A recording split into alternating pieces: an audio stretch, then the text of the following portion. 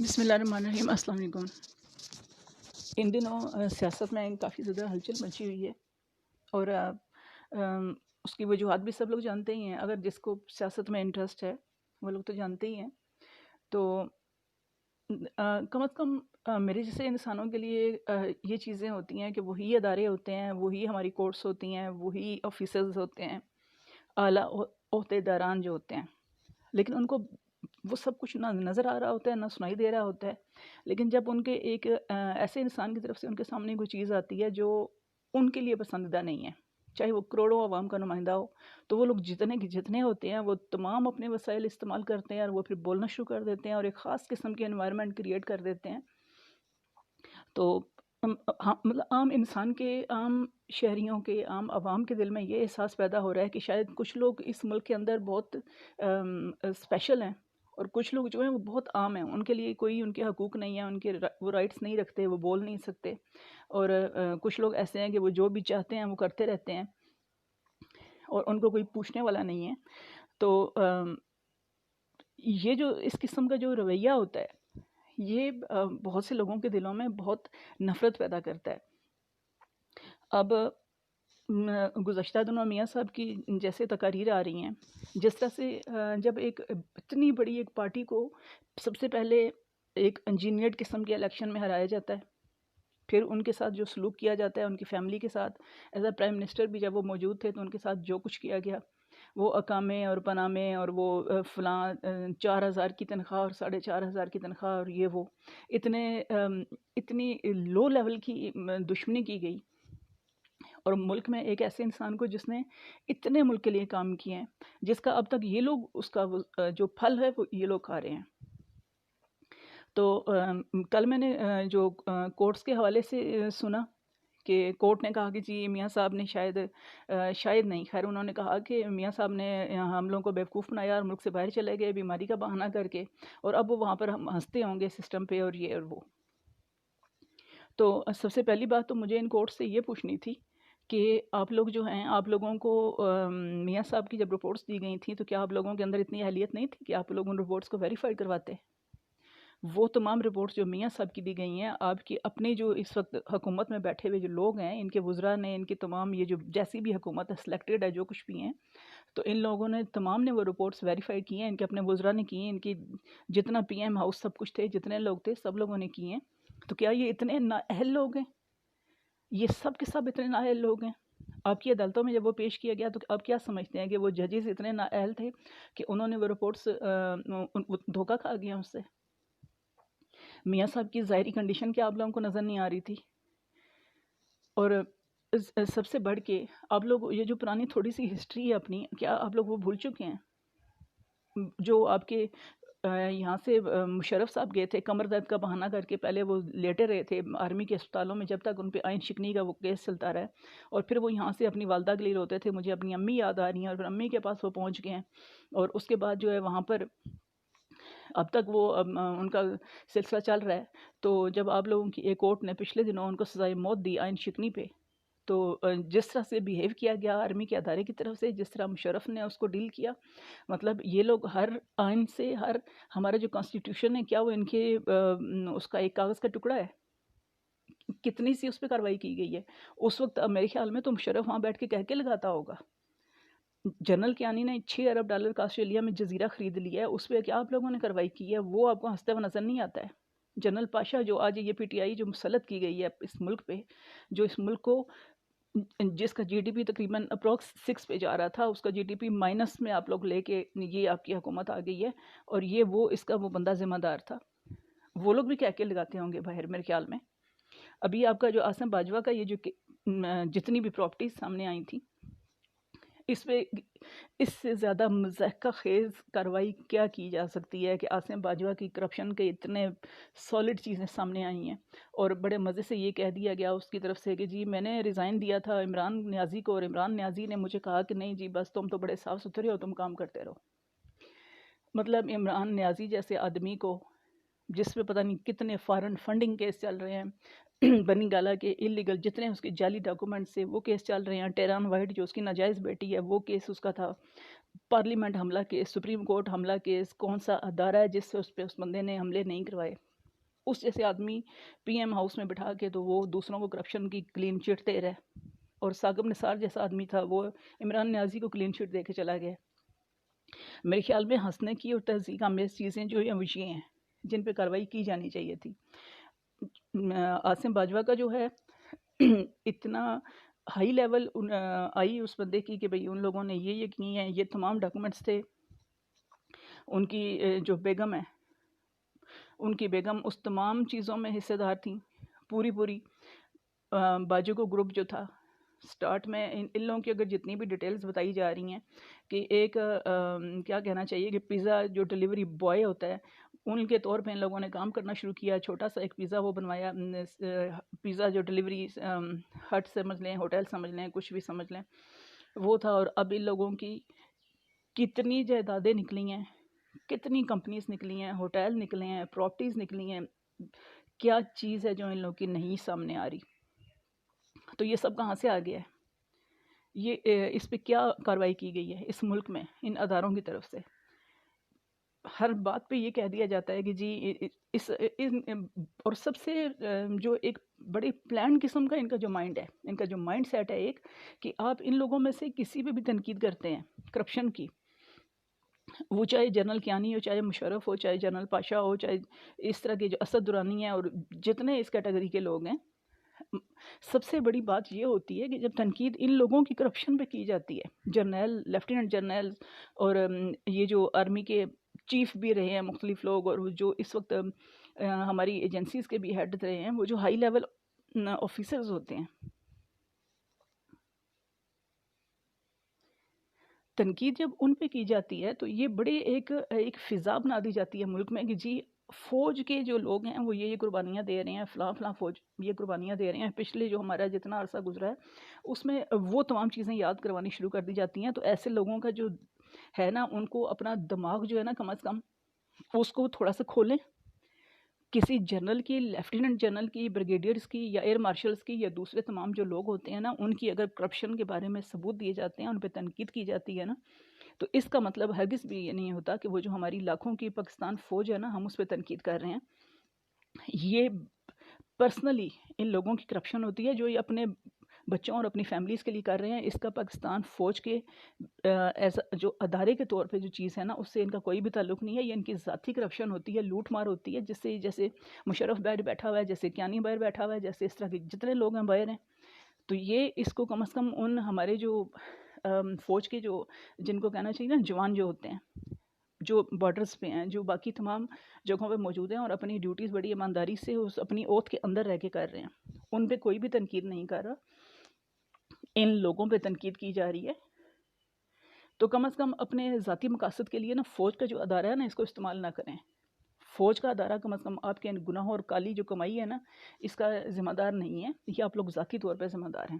یہ جو نیو اسلام آباد ایئرپورٹ کرپشن کیس جو آیا تھا، ایف آئی اے نے ایک رپورٹ دی تھی اور کافی ٹائم اس کو گزر چکا ہے. یہ اس کے جو وہ جیسے اس پہ ہیڈنگ دی گئی ہے کہ مقدس پاکستانی فرشتے، ذرا ان کے ناموں پہ آپ غور کیجئے کہ کتنے اس میں پولیٹیشنز کے نام لکھے ہوئے ہیں. کون سا نام لکھا ہوا ہے؟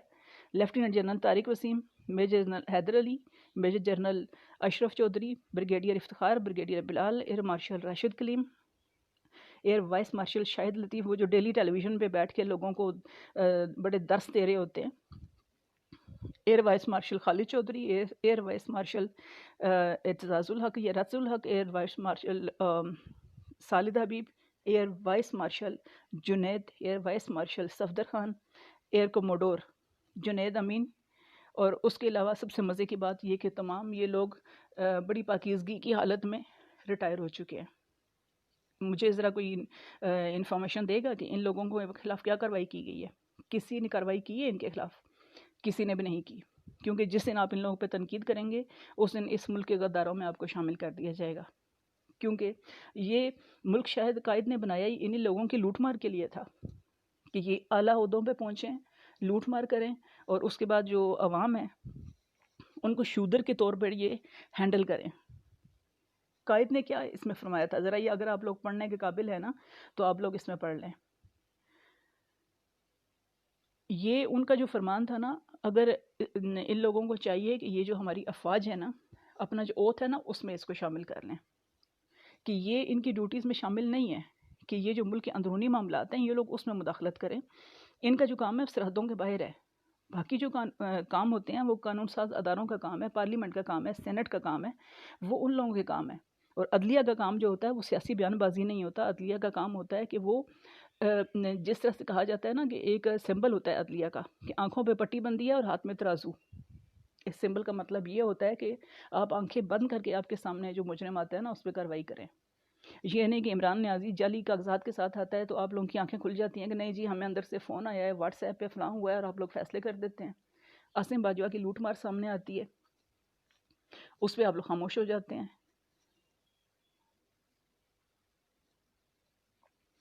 قائد اعظم کی صرف تصاویر جو ہے نا اپنے ہر جگہ پہ لگانا چھوڑ دیں.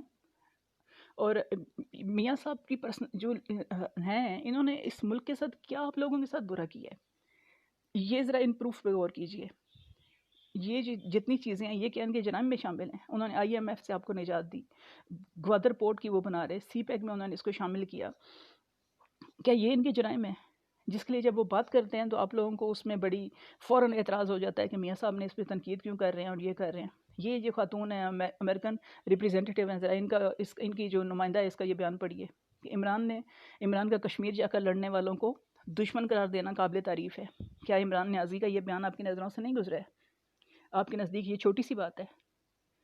اگر آج وہاں جا کے لڑنے والے دشمن ہیں تو پچھلے اتنے عرصے سے جو وہاں پہ ہو رہا ہے پھر وہ کیا تھا؟ وہ سب کیا؟ جب اس طرح کے معاملات میں یہ کرنل انعام رحیم صاحب ہے، ان کے ساتھ جو کچھ کیا گیا تھا میرے خیال میں بڑی ماضی قریب کی بات ہے. اپنی یادداشت کو بحال کیجئے.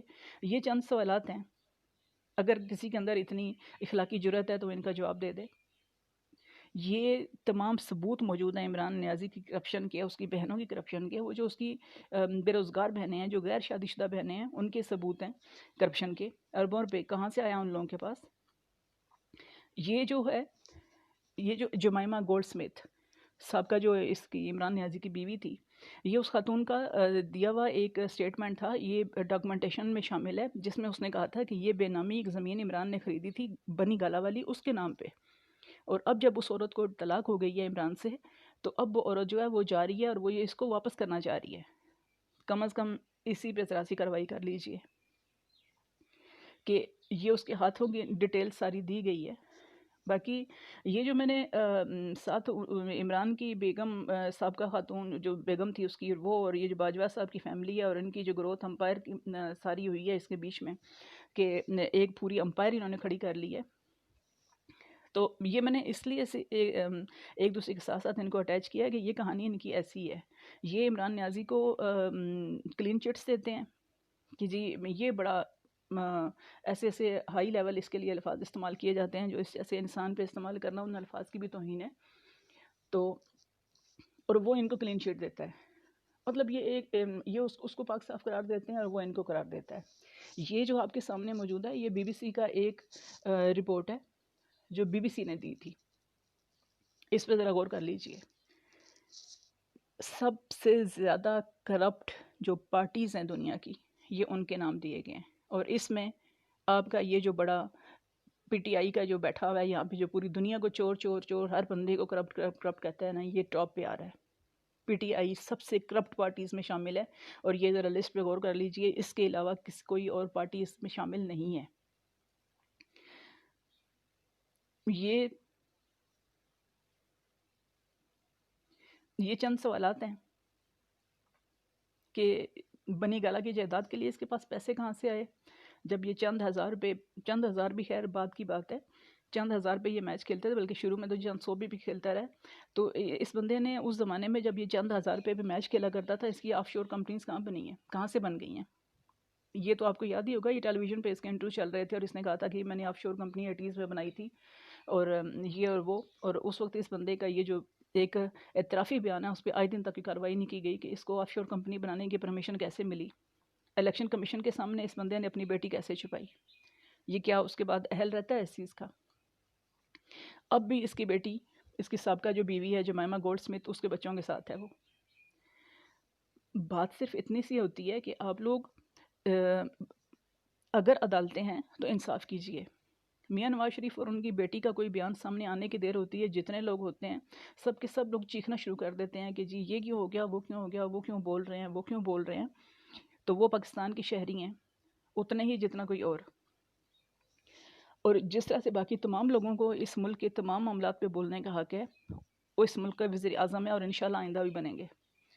تو جس طرح باقی تمام لوگوں کو ان معاملات میں بولنے کا حق حاصل ہے، اسی طرح سے ان کو بھی بولنے کا حق حاصل ہے. اور اگر آپ لوگ دوسروں کے یہ بنیادی رائٹس پہ اس طرح سے رکاوٹیں ڈالیں گے تو اس کے نتائج آپ کو معلوم ہے کہ ہمیشہ ہی بہت خطرناک رہے ہیں. 70s میں بھی پاکستان کے سیاسی پارٹیز کے ساتھ یہی سلوک کیا گیا تھا اور اس کا جو نتیجہ نکلا تھا وہ ساری دنیا کو معلوم ہے. یہ ذرا اس کو دھیان سے پڑھیے. یہ میں نے بہت سوچ سمجھ کے اس میں لگایا ہے کیونکہ یہ ہمارے ملک پہ بڑے 100 نہیں بلکہ 1000% ہم پہ فٹ آ رہا ہے. یہ ایک KGB کا ایجنٹ تھا، وزیر تھا روس میں.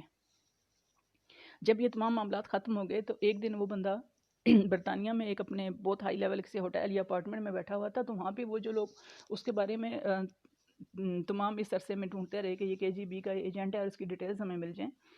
تو انہوں نے اس وقت اس سے پوچھا، انہوں نے کہا کہ ہمیں یقین کی حد تک شک تھا کہ تم CIA کے ایجنٹ ہو. KGB نے ثبوت تلاش کرنے کے لیے ایڑی چوٹی کا زور لگایا.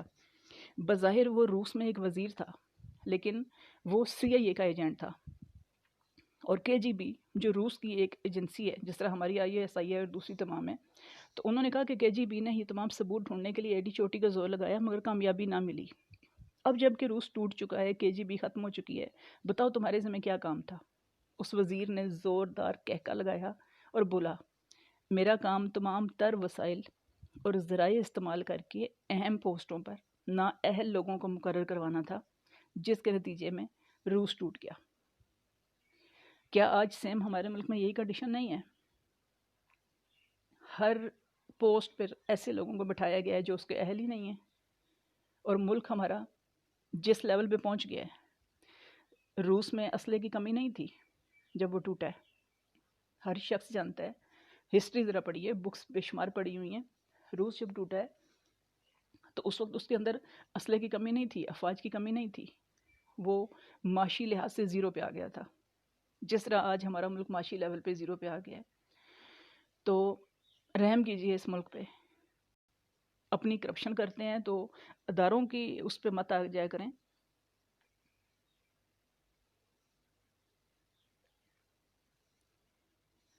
جس وقت بھی آپ لوگوں کی ذاتی کرپشن پہ تنقید کی جاتی ہے نا تو فوج کے پیچھے مت چھپا کریں.